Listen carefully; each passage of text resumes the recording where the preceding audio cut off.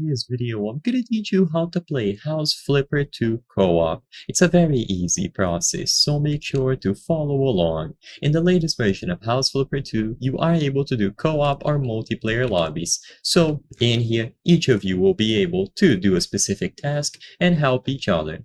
So in order to set up a co-op lobby, from the home screen of House Flipper 2, choose the co-op option. The first time that you select this, you might see a message similar to this one, Open Beta.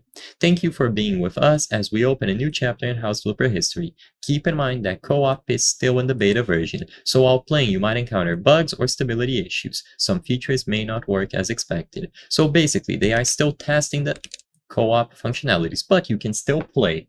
And if you notice any bugs, just be aware that it's because it is still in development. If you don't see this message, it most likely means that the full version was already released. Either way, now one of you will have to host and the other person will have to join. So whoever is going to be hosting will see this menu, Create Lobby.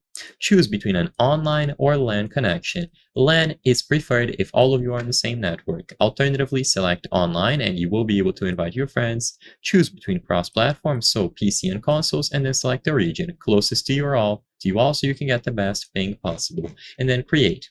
Now, the host will appear in the lobby.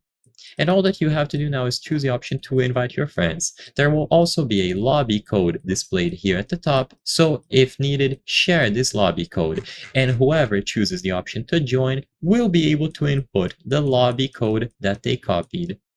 So choose between using the lobby code or the host can use the invite option. You will be able to have up to 4 people in the same lobby, and then you can go ahead and start a new game or choose sandbox mode. So I hope I was able to help you.